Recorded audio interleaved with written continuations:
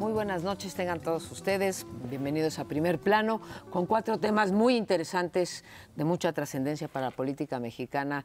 Esta noche hemos decidido comenzar con el Instituto Federal de Acceso a la Información y lo que ha ocurrido en esta última semana. En el año del 2002, nada más a manera de recordatorio a nuestro auditorio, se dio un gran paso en la rendición de cuentas en este país, solamente un paso, pero uno muy importante. Se expidió la Ley de Acceso a la Información y a partir de ahí se creó el instituto, un instituto originalmente con autonomía técnica y jurídica, no constitucional, ahora la tenemos con autonomía constitucional, pero encargado de revisar todos los casos en los que los ciudadanos queramos información sobre cómo se gasta el dinero, qué hacen nuestros funcionarios, cuáles son los actos de autoridad, en fin, cualquier cosa, cualquier actividad del gobierno mexicano. Bueno, pues se construyó en muy poco tiempo, como se hizo en el IFE hace más años, más de 2 décadas ya. Se construyó una institución de clase mundial y esta última semana pues presenciamos un acto muy bochornoso, en realidad 2 actos, les diría yo, muy bochornosos.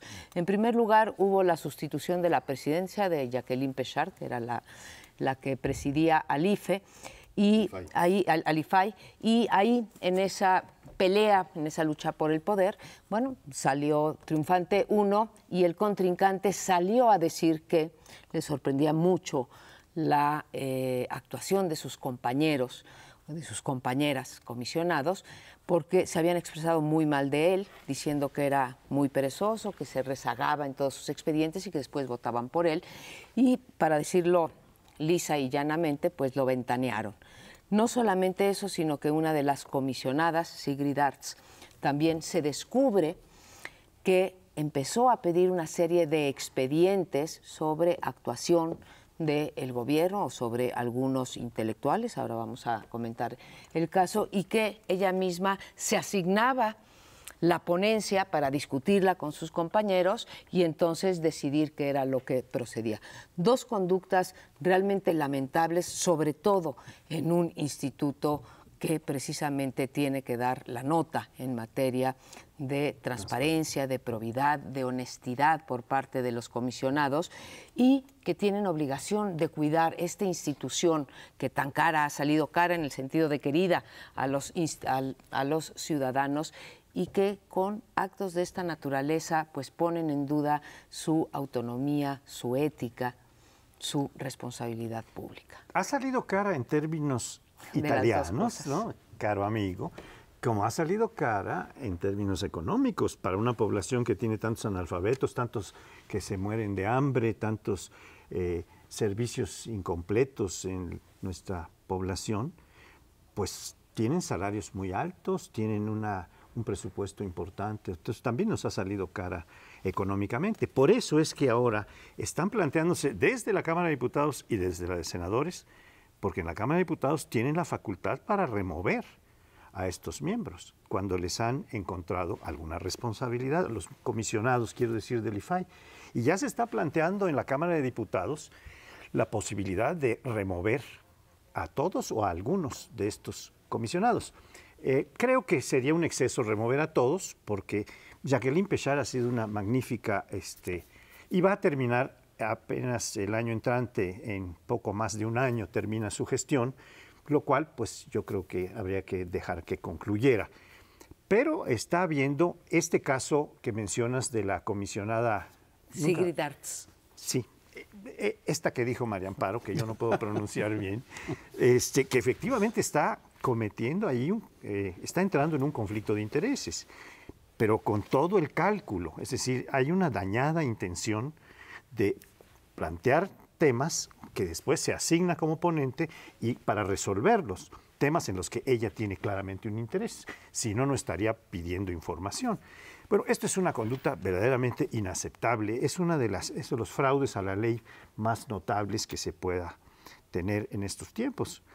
Por eso yo creo que, aun cuando los senadores van a opinar también del asunto, los diputados pueden plantear la remoción de algunos de los consejeros por distintas razones que ya apuntaba María Amparo. Sí, creo que hay algunos problemas de flecos en la ley que se puede remover al presidente, pero no a los otros comisionados. Pero más allá del detalle, ciertamente hay un problema muy serio en cómo se gobierna esa institución. Yo tengo la impresión de que no nos costó tan cara como otras instituciones. La impresión que yo tengo es que es una institución republicana, que los comisionados, a diferencia de otros órganos donde los sueldos son enormes, o en el Poder Judicial, era bastante más esbelta, pero en todo caso tiene estos problemas que hoy exhibe y que no son menores. El primero de ellos es cómo se gobierna un órgano colegiado. A mí este principio de jerarquización tan alto me sigue molestando. Es un tema que se discute mucho en el ámbito académico y en todas las comunidades donde se gobierna por pares. Es decir, si tú eres el primero entre pares,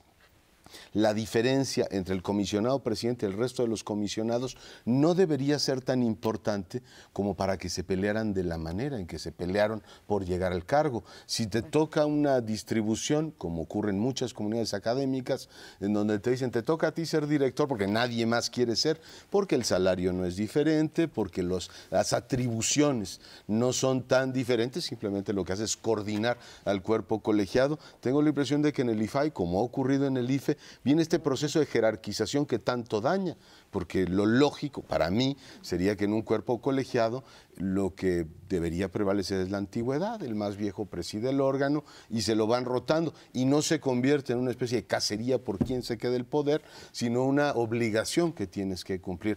De otra manera no me explico el pleito entre Laveaga, que finalmente es el último que llega y recibe el voto de algunas de las comisionadas, y Ángel Trinidad sale y dice, sin que esto haya sido refutado, ojo, oiga, pues tiene usted un rezago de 250 expedientes, ¿y cómo es posible que reciba el voto de las compañeras si usted no está cumpliendo con su función de comisionado? Él preside eso.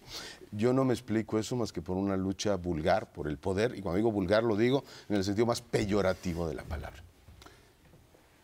Ay. Me parece que hay bastante de fariseísmo en las declaraciones de diputados y senadores que proponen ahora sustituir a personajes que ellos mismos se encargaron de nombrar, porque Gerardo Laveaga fue propuesto por el presidente de la República, igual Sigrid Arzt. Ambos fueron propuestos, aun cuando no reunían los requisitos, en el sentido de que no tenían los conocimientos previos, porque Sigrid venía del mundo de la seguridad. Oye, ¿y Ángel Trinidad y María Elena Pérez Jaén? María Elena todavía tenía algo de experiencia en el Distrito Federal. No, quiero decir, nombrados por... Ah, claro. Eso decía. No, todos tenían. Eso tenía que ser, vamos, pero el nombramiento viene del presidente que, particularmente en el caso de los más impugnados ahora, Gerardo Laveaga y Sigrid Arzt, no tenían la experiencia previa.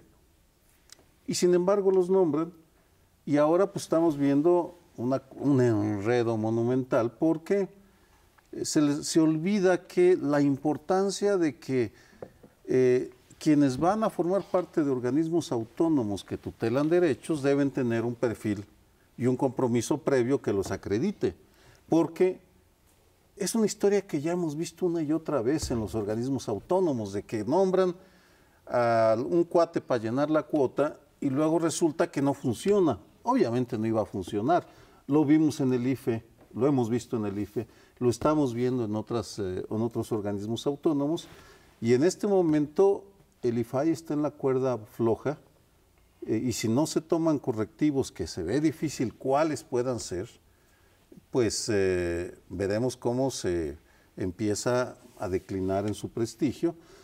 Y en ese sentido sí sorprende el silencio espeso de los comisionados de un órgano de transparencia, porque no aclaran si en efecto Gerardo Laveaga es un holgazán que no trabaja, que no sabe lo que hace, y por qué no explican que, de ser cierto esa afirmación, ¿por qué votaron por él Jacqueline Pechard, respetable, María Elena Pérez Jaén, Sigrid Arzt? Bueno, creo que estamos tratando tres problemas muy distintos aquí. Uno es la lucha por el poder en el sentido de quién va a ser el presidente y en efecto pues ganan igual, tienen básicamente las mismas prerrogativas.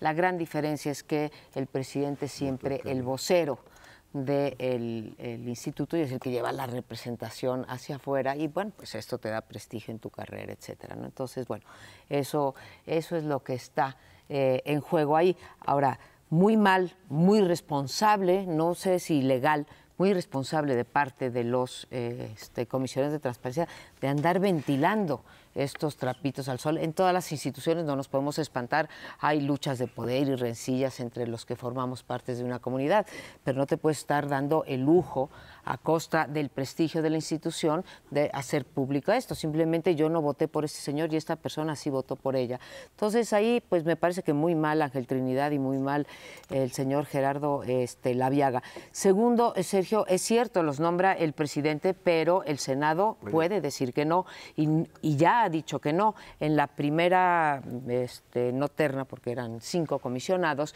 que mandó el presidente Fox, hubo uno que se consideraba como muy conservador del Yunque, etcétera, que el Senado dijo, desde luego este señor no va a ir y tenía los requisitos legales. Entonces, el Senado debió haber revisado bien estos expedientes y decirle, señor Felipe Calderón, señor presidente, estos comisionados no pasan la prueba del ácido y por lo tanto se los vamos a rechazar, así que vaya usted pensando en otros. Ahora, el problema que se nos viene encima fuerte es que hay una ley anticorrupción con la promesa de un organismo anticorrupción que ya está discutiéndose en comisiones y en donde se va a tener que decidir, porque en la iniciativa, si uno la lee, porque ya fue presentada, dice, los comisionados actuales terminarán su periodo aun cuando el instituto cambie de carácter y de nombre. ¿Qué van a hacer ahora los diputados que están diciendo precisamente que no merecen? Habrá que analizar la ley de responsabilidades de servidores públicos, a ver si incurrieron o no, no está tan claro. Bueno, a mí me gustaría hacer una comparación entre lo que ocurre en el nombramiento de los comisionados o integrantes del órgano que rige un organismo descentralizado, como es el caso del IFAI, y fue el caso muy patente del IFE, que durante 14 meses no nombró a los 3 miembros del Consejo General. Y ante la inminencia de las elecciones de 2012, hubo un nombramiento que se hizo. Y ahí surgieron algunas críticas importantes que creo son aplicables también al IFAI. La manera de nombrar a los candidatos primero, o proponer a los candidatos, no debe ser que se le deje al presidente de la República, sobre todo ya siendo un organismo autónomo como lo es el IFAI recientemente, a partir del periodo pasado. Porque en el primer periodo de gobierno, cuando se fundó en 2003, si no recuerdo mal, no era un organismo descentralizado y autónomo, sino era desconcentrado entonces.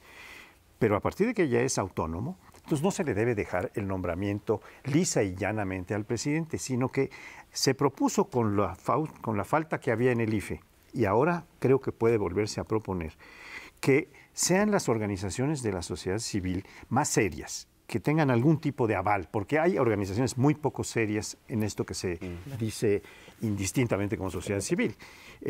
Las universidades, en fin, otras de este tipo, puedan ser las que propongan y el presidente considere distintas cosas y tome fundadamente con los elementos que le proporcionan estas organizaciones, pues y el Senado tiene la posibilidad de que durante 30 días, si encuentra una objeción fundada para rechazar, no es así nada más que rechazo porque tenemos la mayoría de votos para hacerlo, sino que tiene que fundar, porque hubo una disposición de la Corte en la que dijo, esto corresponde al presidente, así que no lo puede rechazar.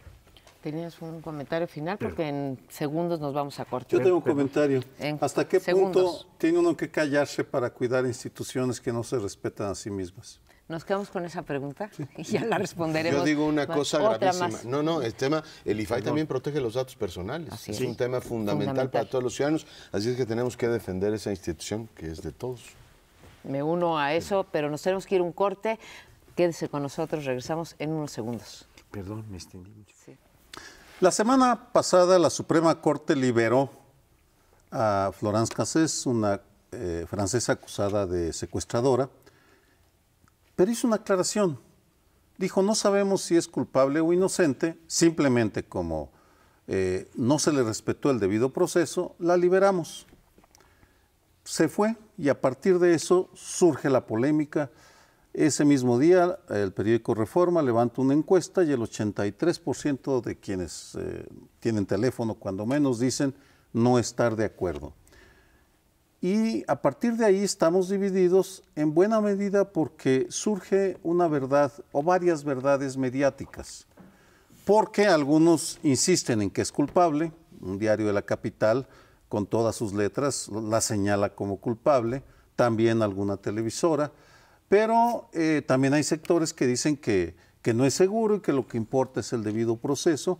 En todo caso, el problema es que esa ausencia de una claridad jurídica de si era inocente o culpable impide que construyamos una verdad histórica que deje satisfechas a la parte, porque aquí entra una omisión, otra omisión del Estado mexicano. Al menos en el caso de las estaciones de radio y televisión son concesionarias y dado que el show mediático que armaron Televisa y TV Azteca y que permitió la libertad de Florence Cassés, son responsables las televisoras de transmitir información veraz y objetiva. Y sin embargo, la Secretaría de Gobernación, que es la dependencia que debería haber salido a opinar sobre ese tema crucial, prefirió hacerse a un lado.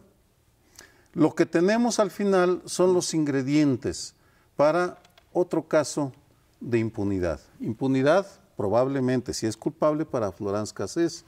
Impunidad para quienes armaron el show, por un lado Genaro García Luna, protegido luego por Felipe Calderón, e impunidad para las televisoras que pudieron transmitir una información que no era verídica, que no era objetiva, sin que la Secretaría de Gobernación saliera a opinar. Hay casos que no tienen solución y probablemente, o una solución que deje satisfecha a la mayoría y probablemente este sea uno de ellos. Hoy veía una encuesta que publicó Ulises Beltrán en el Excelsior, precisamente en el mismo sentido que tú comentabas, Sergio. El prestigio de la Corte se ha deteriorado severamente con esta decisión. La inmensa mayoría de los encuestados dicen que están convencidos de que Florence Cassés es culpable y están muy irritados por el asunto. Y esto, evidentemente, en una sociedad democrática es un problema, porque lo jurídico no está sujeto a lo que diga la mayoría, mal que le pese a la mayoría, por ofendida que esté, agraviada, y lo entiendo perfectamente el sentimiento, los procedimientos jurídicos y la tutela del debido proceso es una cosa fundamental que debe garantizarse en un Estado de Derecho, independientemente de que el 98% opine lo contrario, lo cual me lleva al problema central que quiero comentar con ustedes, es ¿cómo demonios explicas eso? Porque una sociedad democrática se rige por el derecho, sí, pero requiere de una pedagogía jurídica, es decir, hay un montón de mexicanos que con toda la buena fe del mundo se preguntan, oiga, pues si estamos hasta acá de delincuentes y de impunidad, y viene esta señora francesa, delinque,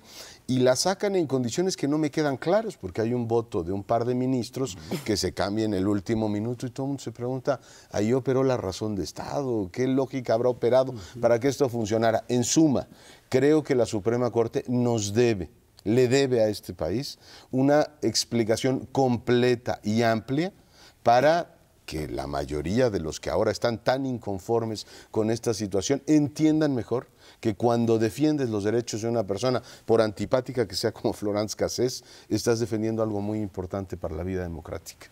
Explicación sí nos la debe. En términos, como tú decías, voy a robarte la palabra, de pedagogía jurídica o pedagogía de la legalidad. La Suprema Corte nunca declaró, y como bien dice, no sabremos ya nunca si fue culpable o inocente. Cada quien de lo que ha leído se habrá hecho su propia opinión, pero eso es irrelevante si yo pienso que es presunta inocente o presunta culpable, y eso genera una frustración.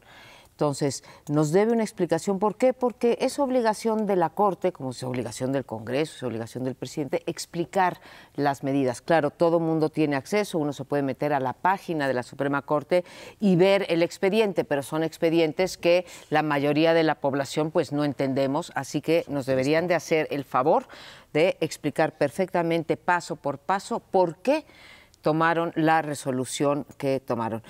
Dicho esto, me parece que sí es un punto muy importante y un avance, podría ser un avance muy importante en el cumplimiento del Estado de Derecho en este país, el que se cumpla el debido proceso.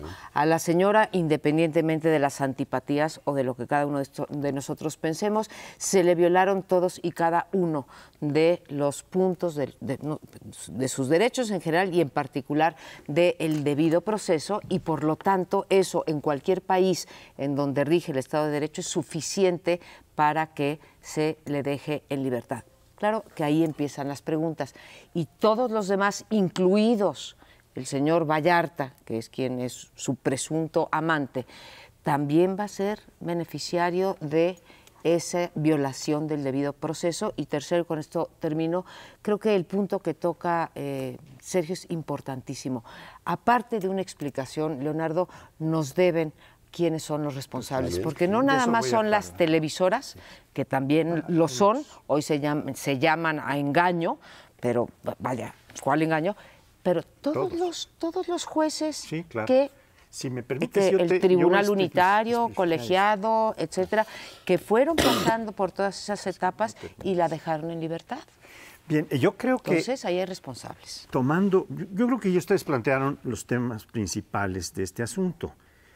Uno que me parece que vale la pena puntualizar es el de no es culpable ni inocente, porque fue tan manoseado, y esto se deriva de los argumentos que plantean en la propia resolución los ministros de la Corte.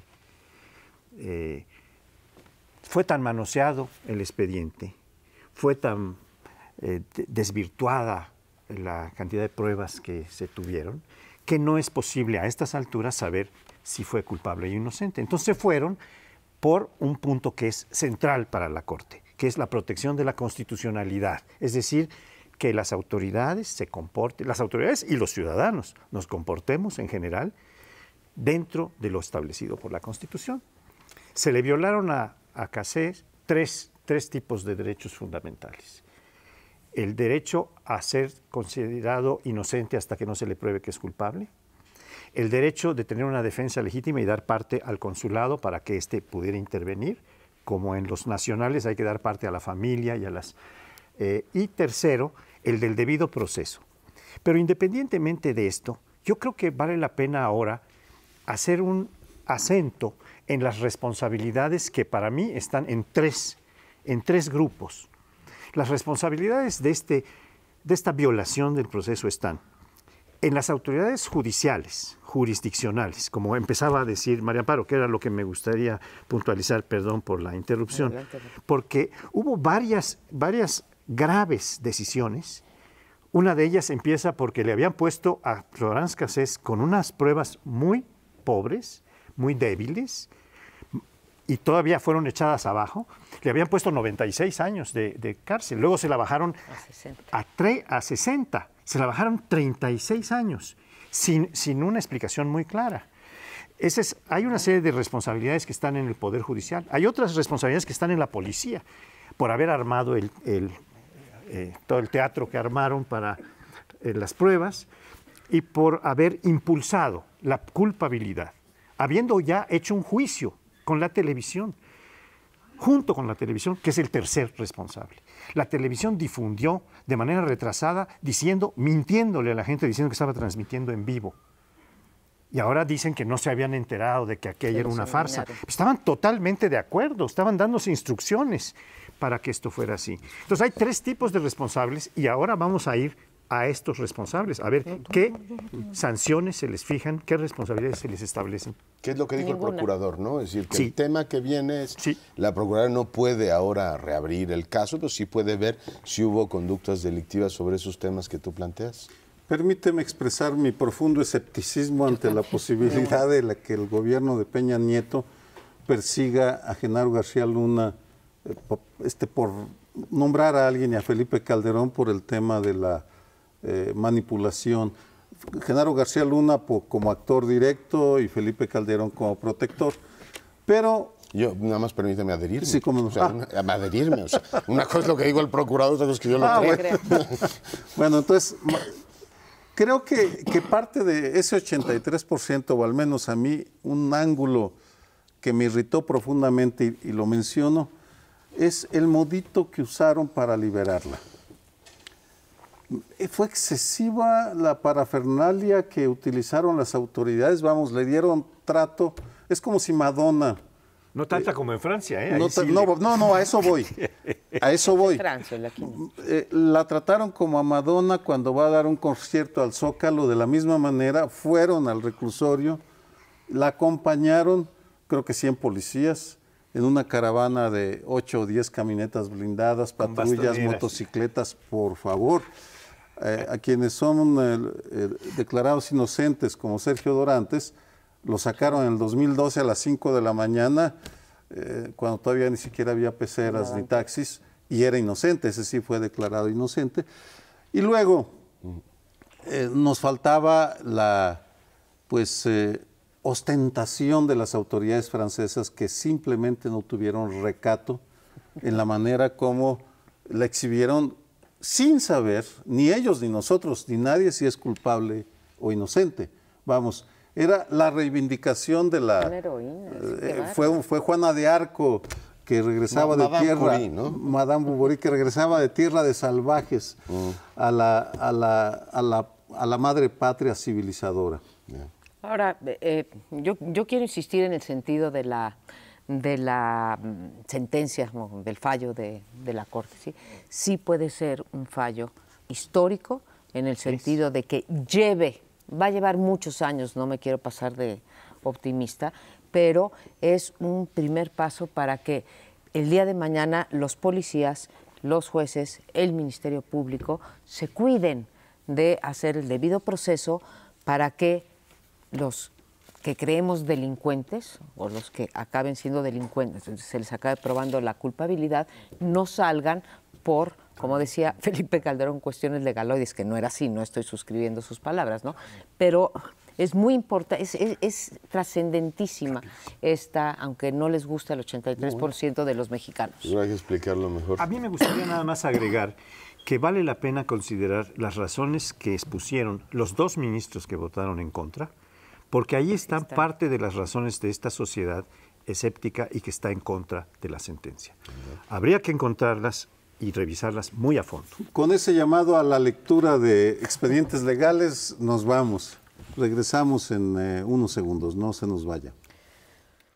Me pusieron hasta las 12. Hay temas que el gobierno y un sector amplio de la opinión pública prefería jubilar y decir que eran asuntos propios de la administración anterior, esto que llamaron la guerra de Calderón y los muertos de Calderón, como si efectivamente el tema tuviera una, digamos, limitación en la cuestión administrativa, y resulta que hay temas estructurales que resurgen, y además resurgen en las entidades que menos favorables le resultan al actual gobierno de la República. Hoy tenemos, según ha dicho la autoridad del Estado de México, una disputa sangrienta entre 2 bandas por controlar importantes municipios que circundan a la capital, además de, por supuesto, Toluca, donde se han registrado, no llevo el número, pero un montón de asesinatos en este año que corre. Por tanto, pues es un problema de primer orden, y la respuesta del gobierno ha sido exactamente la misma que el gobierno anterior. Llamar al Gabinete de Seguridad para que despache en Toluca, una, digamos, colaboración de las entidades. Ya lo había anunciado Mancera con la formación de precisamente el Escudo Centro, que no es más que la reedición del CONAGO 1, que ya había un operativo que había convocado Marcelo Ebrard, esta idea de que las entidades federativas también se tienen que coordinar para enfrentar el problema. En todo caso, tenemos ahí unos hechos sangrientos gravísimos en municipios que, bueno, pues están en la puerta de la mismísima capital. Tenemos despliegue de marinos, tenemos despliegue de militares, tenemos Policía Federal coadyuvando con las fuerzas locales. Hoy leía un artículo de Manuel Camacho, siempre incisivo, diciendo, ¿y dónde está la contribución de la izquierda en el Pacto por México para replantear una nueva forma de enfrentar el tema de la inseguridad? Yo creo que vale la pena analíticamente tomar eso y constatar que la violencia, tanto en el Estado de México como en el caso de Durango y Coahuila, no sé. Me parece que habría que complementar esta situación que has planteado con unas que se han producido en tiempos anteriores, pero no muy remotos. Lo que pasó en Cherán, en Michoacán, en donde los miembros de la comunidad, de esa comunidad michoacana, para cuidar su madera, para cuidar a su comunidad, para protegerla de la delincuencia y de otros probables ataques, pues ha formado su propia policía que podemos llamar civil o espontánea. En Guerrero también han surgido estas, a propósito de violencia que no puede controlar el Estado, las propias comunidades se van organizando y este es un indicio de que el Estado está siendo deficitario, es particularmente el gobierno que no entra a perseguir el delito, a proteger a la población, que es su principal, su más primaria función, por lo que el Estado existe origen, es para eso, su origen, su primigenia fundamentación. Entonces, si no lo está haciendo, pues estamos teniendo una disolución del Estado en la práctica, una disolución de elementos del Estado, no una desaparición, como se ha dicho periodísticamente. El Estado no desaparece ni aparece de golpe. Se va creando, se va implementando, se va ensanchando en funciones, en facultades, en órganos, en recursos, y también se va reduciendo en eficacia, en capacidad para hacer sus tareas, como estamos viendo. Y esto es lo que me parece más grave de toda la situación. Dos comentarios. Uno, no acabamos de entender, o al menos yo no he leído una explicación convincente de qué pasó en el centro del país para que unos cuantos meses se descompusiera. No lo tengo claro, de cómo brincamos de ser una de las regiones más seguras y tranquilas a esta explosión de violencia en el Estado de México y el Distrito Federal. Está habiendo reacciones, algunas positivas, creo que se coordinen los gobernadores y el jefe de gobierno de la zona centro es altamente positivas, pero por ahí se filtran también señales preocupantes. Este fin de semana nos enteramos por el gobernador de Colima que hay una petición del gobierno federal, eso es lo que declara, para que minimicen la información sobre la violencia y las ejecuciones porque no quieren preocupar a la sociedad. Me parece que, de ser cierto, y el gobernador de Colima tendría que aclarar el punto, estamos ante un intento preocupante de manipular la realidad para pintar una ventana, una escenografía que oculte lo que está pasando. Y por lo pronto, así como en otros programas hemos insistido en que el Distrito Federal cuando menos era una burbuja de paz, creo que al día de hoy tenemos que empezar a revisar ese supuesto y a preguntarnos qué pasó entre Marcelo Ebrard y Miguel Ángel Mancera, cómo fue que se descuadró tan rápido. Y además justo en el momento, ¿no?, de la transición, o sea, como que no se entiende, una de las entidades con menor violencia el día 30 de noviembre y una de las con más violencia, bueno, no voy a exagerar, no de las con más violencia, pero con mucha violencia 2 días después, ¿no? A ver, tenemos muchos problemas. Esta cosa de autodefensa de la que habla Paoli, qué bueno que la trae a la mesa, es una cosa muy peligrosa. Más allá de que uno pueda entender la desesperación de las comunidades, decir, bueno, aquí no viene y me defiende la autoridad, pues lo tengo que hacer yo. Pero bueno, pues recuerda muchas cosas que han ocurrido en el Distrito Federal, que son las famosas, sí, justicia por propia mano, y es un tema que debería de ser, creo, prioritario en esta nueva estrategia de seguridad, porque estamos viendo, como decía Paoli, que se suman cada vez más comunidades a esa estrategia ante la desesperación. Manuel Camacho, leí también, y me parece, como siempre dices tú, incisivo. Ahora, hay que decirle que el pacto fue firmado por las 3 fuerzas políticas. Ahí está también la visión del PRD sobre seguridad y ya lo habíamos dicho en esta mesa, no vemos grandes diferencias, cuando menos no nos las han explicado el nuevo gobierno, en términos de la estrategia contra de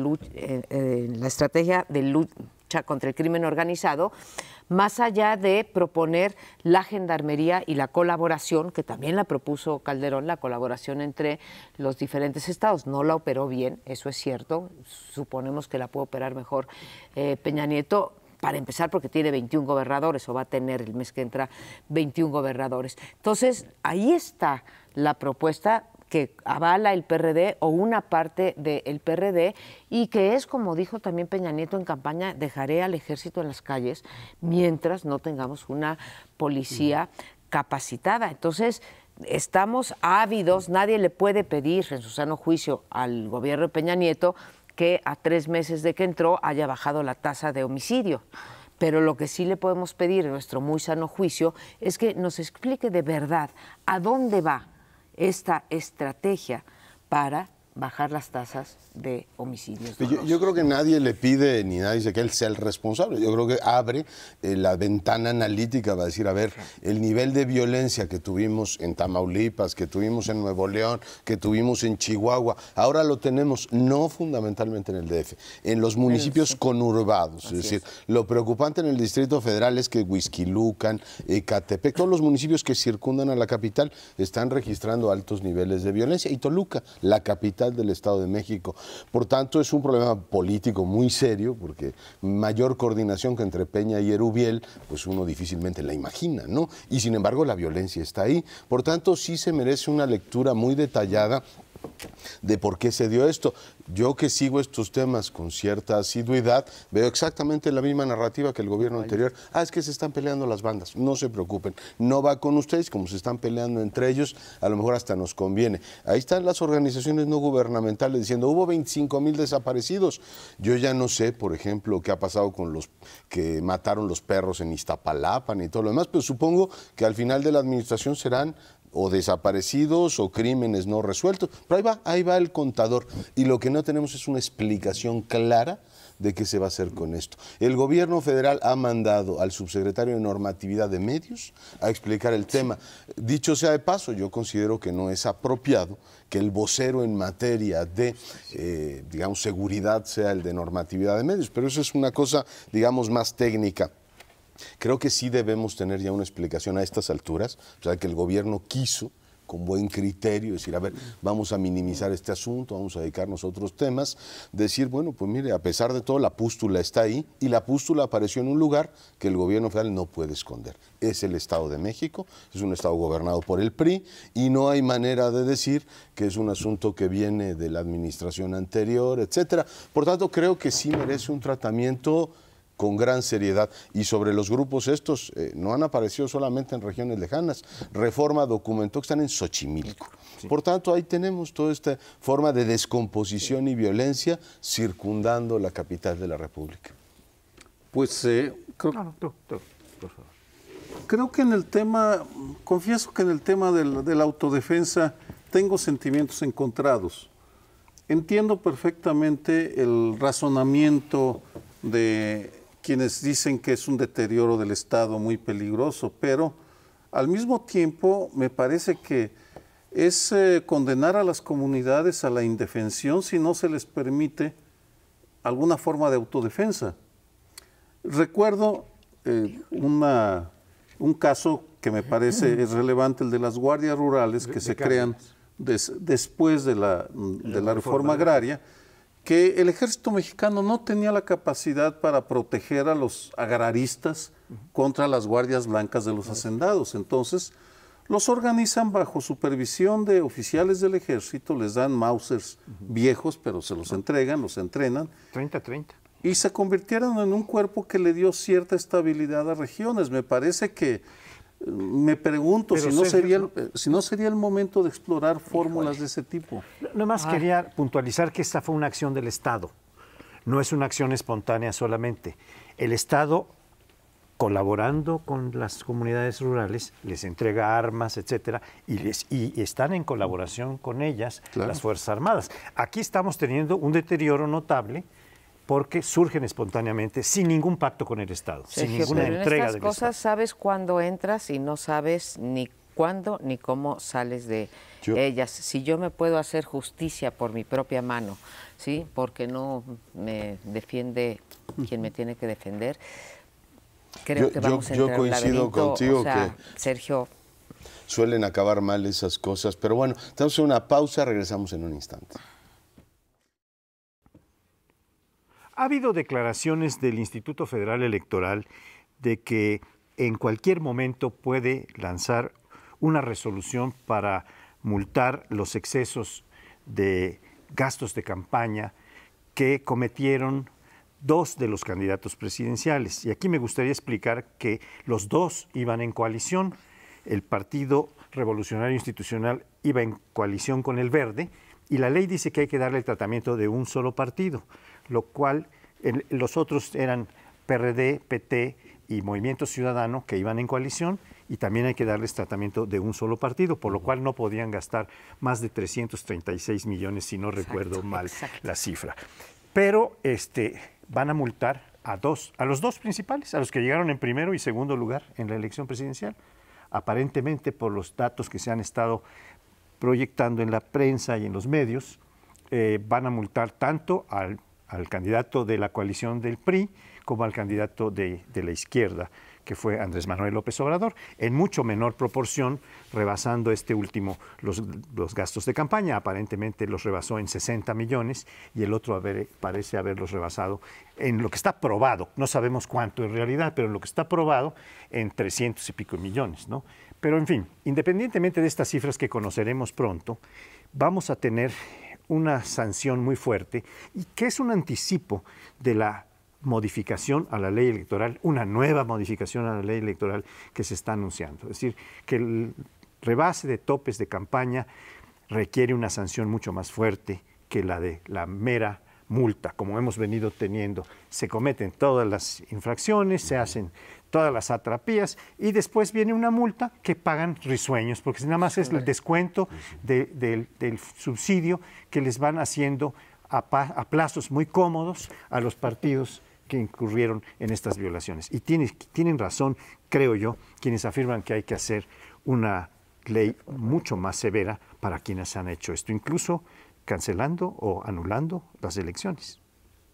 Que siempre ha planteado un desafío interesante, ¿no? Recordamos el caso de Miguel Hidalgo aquí en el Distrito Federal, donde hubo una ley muy restrictiva sobre el tema de... Porque aquí sí es causal de lo quitaron porque es un lío. Tú imagínate que el auditorio, que ahora convocaran elecciones y dijeran, bueno, pero no van ni Peña ni López Obrador. Entonces voten por quien quieran, porque los 2 rebasaron el tope de campaña, que fue lo que ocurrió en Miguel Hidalgo.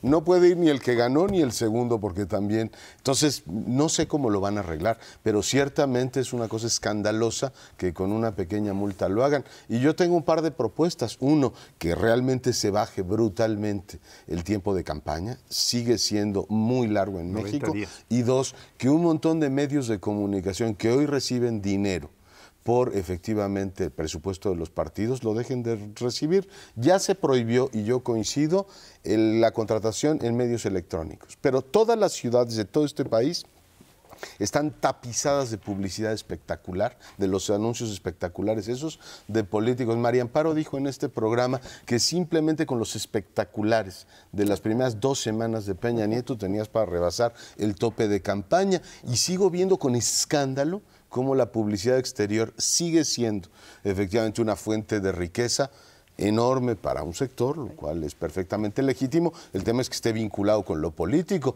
y si está prohibido contratar en radio y televisión, que bien está así, deberían empezar a romper también esos vínculos, porque es muchísimo dinero el que circula por ahí. ¿Le voy a oír? No, ¿voy? Vas. Creo haber dicho que los 3, a pesar de que en este caso el PAN no esté sujeto a sanciones, cuando menos aparentemente, sí, que no por espectaculares, pero que seguramente el PRI, digamos, superó los gastos de campaña a la semana Andrés Manuel López Obrador, o la alianza de López Obrador, a las 3 semanas días, ¿sí? Y el PAN y Josefina Vázquez Mota al mes, ¿no? Nada más para colocarlo en perspectiva. Son 336 millones, como bien decía Paoli. Y yo ya no sé, Leonardo, si esto lo podemos arreglar con penas, aunque yo estaría de acuerdo, ¿sí?, que cambiaran las penas, porque pagas gustoso, ¿sí? Oye, contra la presidencia, pero por supuesto que pago 100 millones y 200 y 300, ¿no?, de multa. Pero hay penas hoy día en la legislación muy fuerte por haber rebasado topes de campaña, si es que los rebasaron. Entonces, ¿cuáles son estas? Por ejemplo, la pérdida del registro. Como bien dices, Leonardo, no se van a aplicar esas penas, como no se aplicaría tampoco 6 meses después o 5 meses después de que el PRI o Peña Nieto o Andrés Manuel hubiesen ganado. Ahora fíjate que ya no vas a ser presidente, ¿no? 3 meses después de que ya asumiste. Entonces le vamos a tener que dar vuelta por otro lado a esta reforma electoral que con toda razón ya anuncia Paoli. Tenemos que cambiar el sistema de fiscalización para hacerlo, digamos, de campo, Sergio, en el momento que está ocurriendo, porque si no, pues no tiene ningún sentido tener esto porque estamos debilitando las instituciones de la misma manera que hicimos con el IFAI. Hubo 4 votos contra 5. Bueno. Pero hay una sensación fea, fuerte de parte de la población. No quiero sonar tremendista ni caer en el catastrofismo, pero pues esto se ha venido construyendo desde hace muchos años, desde el 2003 al menos, cuando corren al Consejo General del IFE de Pepe Woldenberg porque había multado al PRI, al Verde y al PAN. Desde entonces, pues el enojo de esos 3 partidos lleva al despido. Luego, en el 2007, despiden a Luis Carlos Ugalde porque el enojo de la izquierda. Algo anda mal, no solo en las leyes, sino en la forma como se construyen las instituciones encargadas de hacer cumplir las leyes. Hay un fallo estructural. Sé que es una afirmación que irrita a quienes quisieran ungir de santidad al Instituto Federal Electoral, vamos, a esos, los beatificadores del Consejo General en turno, pero nombran a consejeros que están aprisionados aterrorizados por los partidos políticos que los amenazan. La semana pasada el caso de Monex, que hubiera sido una multa sustanciosa, creo que 70 millones de pesos, y al final el voto decisivo lo da un priista, Sergio García Ramírez, por favor. Que se había excusado. Primero se había excusado por conflicto de interés, luego cuando había el empate, dice, no, bueno, siempre voto sin dar sus razones. Eso no es serio. No es serio ni para el IFE ni para Sergio García Ramírez. ¿A qué están jugando? Sí. Y luego se enojan porque uno critica a la institución y los critica a ellos por ser poco serios. Leonardo Valdés, ¿por qué no explica el sentido de su voto? ¿Por qué guardan silencio? Si ni ellos mismos se toman serios a sí mismos, ¿cómo quieren que los tomemos en serio? Bien. A mí me gustaría puntualizar un poco el sentido de la reforma que creo que se está anunciando. Porque ya bien decía Leonardo, esto no puede ser a toro pasado. Es decir, esto no puede ser cuando ya se declaró presidente de la República a una persona, el que sea, 3 meses o 4 meses después de empezar a gobernar, decirle, pues ¿sabes qué? Tú no eres presidente, te nulifico la elección. Pues, eso sería ridículo. Hay que autorizar a las autoridades, pero hay que autorizarlas legalmente para que en el proceso den un fallo y nulifiquen desde una candidatura hasta un registro, en el proceso mismo en que se está verificando la violación. En el Japón existe una norma electoral, porque estando prohibido en ese país el uso de los medios masivos de información, de la radio y de la televisión para hacer propaganda, no se puede usar nada. Se tiene que hacer propaganda de a pie, con carteles, con volantes, con asambleas, con paredes que se pintan, pero no se pueden usar los medios de información. En el momento en que alguien, aún subrepticiamente como lo hizo Demetrio Sodi en algún momento, se hace entrevistar por un medio, le cancelan la candidatura a un diputado o a un... Ahí le pueden meter, desde ese momento, decir, usted ya llegó al tope, en este momento, si hace usted un gasto más, va a tener una sanción severa. A ver, una prevención, pero en el proceso mismo. Como dice María Amparo, si a las 2 o 3 semanas de iniciada la campaña, sin considerar la precampaña, que también ya implicó un gasto enorme, se le dice a usted ya, según nuestros indicadores, ya está, sacar una tarjeta amarilla y decirle, oiga, no siga usted por este camino porque puede usted perder la candidatura. Y a las 4 semanas sigue en esto, bueno, pues se le cancela la candidatura, llámese como se llame, antes de que sea declarado presidente o presidenta de la República, ¿verdad? Esto sería ridículo. Entonces, la reforma tiene que ser bien pensada porque no nos va a causar más problema que solución. El problema es que les han puesto multas, creo que las de México han sido las más altas que se han puesto en el continente, las que decía Sergio, de los amigos de Fox, el Pemex Gate y todo lo demás, y no ha incidido en absoluto. Ha habido descrédito público sobre la forma en que se están financiando los partidos políticos. La izquierda ha tenido desde el caso Ahumada, que era la forma en que se financiaba el PRD aquí en la capital de la República, hasta los contratos que hizo público el Universal. Es decir, López Obrador se financiaba con contratos que sus amigos recibían del Distrito Federal.